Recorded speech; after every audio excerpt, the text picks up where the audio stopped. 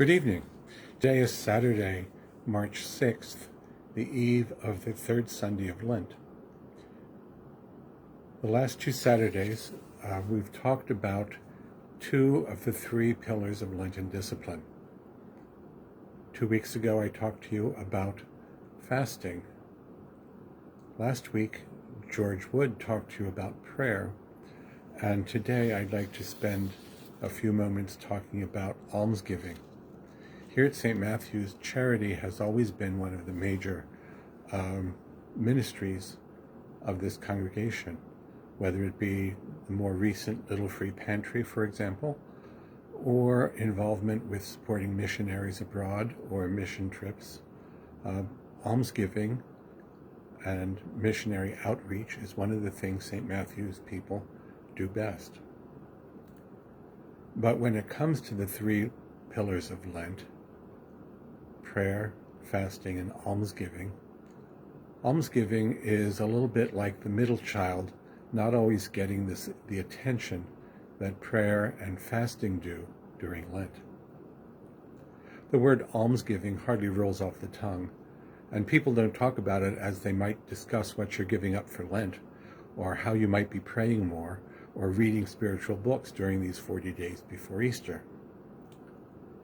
In a recent editorial in America magazine, which is published by the American Jesuits, almsgiving was described as the under-practiced, under-encouraged Lenten discipline, and pointed out that in the magazine's 110-year-old archive, a search for prayer and fasting in article titles had thousands of examples, but that a similar search for almsgiving yielded only 2 titles.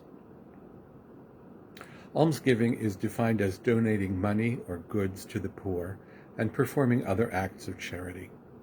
It is sometimes described as a witness to fraternal charity and a work of justice pleasing to God. The practice of giving help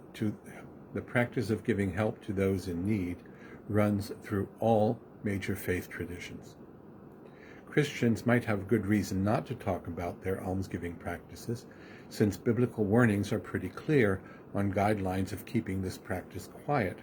For example, in Matthew's Gospel, Jesus has this to say: "When you give alms, do not blow a trumpet before you as the hypocrites do in the synagogues and in the streets, to win the praise of others."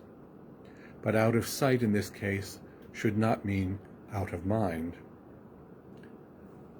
The practice of giving to those in need was not recognized for its spiritual value, even in the New Testament.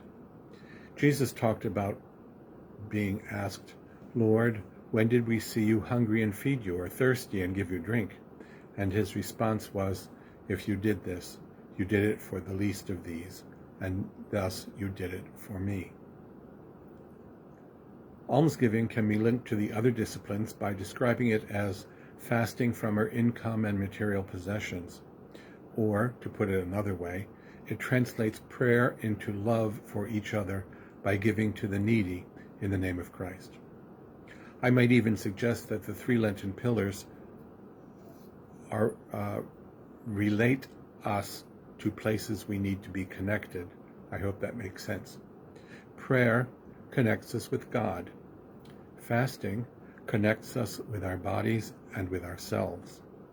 And almsgiving connects us with the world around us and our fellow human beings. When rooted in faith, the practice of caring and providing for those in need is a way of knowing this is how you encounter and know God. Alms might not get their due, so to speak, because Christians are hesitant to say their efforts to help others somehow might earn them something.